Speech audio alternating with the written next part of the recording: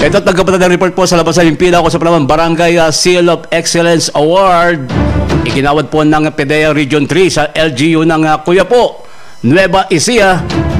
Narito ang balita ni Jude Briones.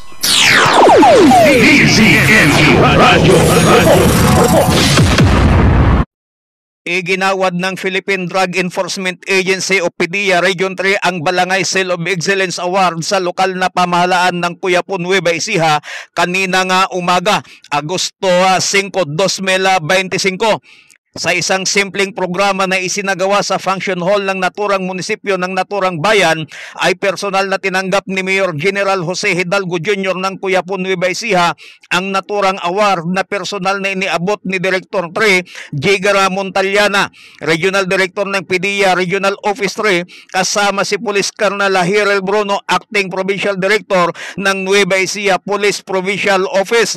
Ang naturang pagpaparangal ay dinaluhan ng mga kinatawan mula sa nasyonal at lokal na ahensya, tagapagpatupad ng batas, mga barangay kapitan at mga stakeholders ng naturang bayan.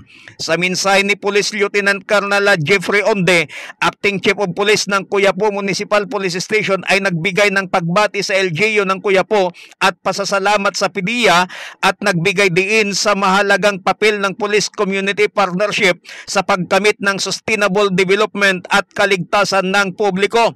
Ang parangal na Balangay Seal of Excellence na natanggap ng lokal na pamahalaan ng Cuyapo na pinamumunuan ni Mayor General Jose Hidalgo Jr. mula sa PDEA ay kumikilala sa hindi natitinag na pagsisikap ng naturang munisipyo sa pagtataguyod ng mabuting pamamahala, pagtataguyod ng isang komunidad na walang droga at pagpapanatili ng kapayapaan at kayusan sa pamamagitan ng collaborative leadership at public engagement. Ang Balangay Seal of Excellence Award ng Philippine Drug Enforcement Agency ay ang pinakamataas na pagkilala na ibinibigay sa mga lokal na pamahalaan o munisipalidad na matagumpay at patuloy na nagpapatupad ng Barangay Drug Clearing Program ayon sa Dangerous Drugs Board Regulations No. 4 serye ng 2021.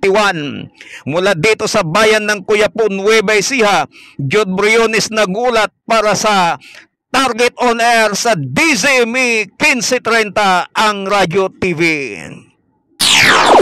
DZME Radyo. Maraming salamat kay Jude Briones.